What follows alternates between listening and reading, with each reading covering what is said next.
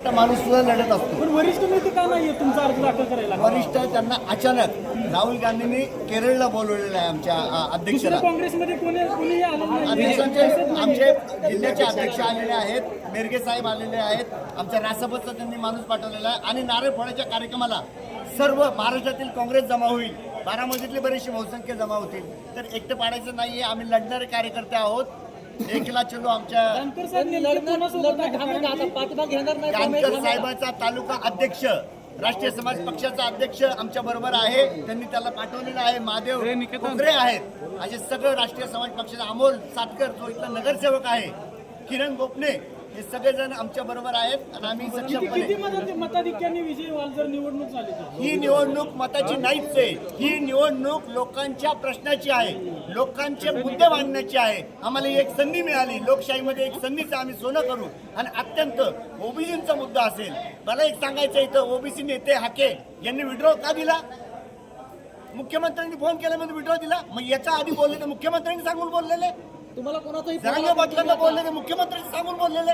तुम्हाला कोणाचाही फोन आला तरी तुम्ही आता मागे घेणार नाही यावर ठाम आहे का? कारण का अजून 2-3 दिवस आहे. मी माझ्या पक्षाचा अनुसूचित कार्यकर्ता आहे, लॉयल कार्यकर्ता आहे.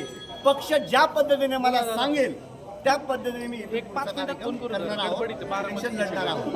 आता सर्वात मोठा देशभरातील सर्वात मोठा पराभव काँग्रेसचा निवडणूक लढवली. आमचे मुद्दे लोकांपर्यंत गेले आणि त्या मुद्द्यांना उत्तर मिळाली तरी आमचा हा विजय आम्ही मानू.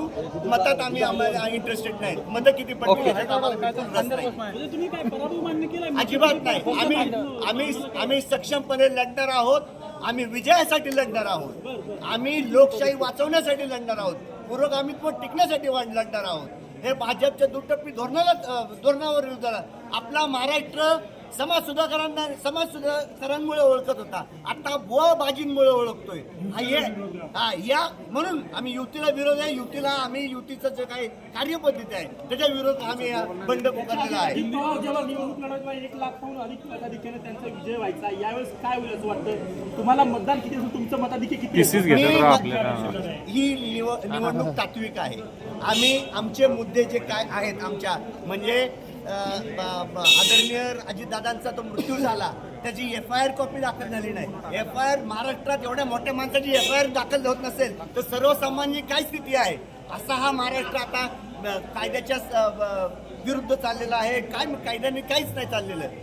अशा पद्धतीने हाच मुद्दा रोहित पवारांनी मांडला होता. रोहित पवारांचा पाठिंबा आहे का तुम्हाला? मला पाठिंबा कोणाचा नाही, पण मी एक माझ्या मनामध्ये आदर्श मानलेला आहे. रोहित पवारांनी ज्या पद्धतीने पत्रकार परिषद घेतली, रोहित पवारांच्या पत्रकार परिषद घेतली, त्याला आमचे नेते राहुल गांधीने दिल्लीत जाऊन सांगितलं की तू, आमचं राज्य आहे कर्नाटक राज्यामध्ये तू FIR करू शकतोस.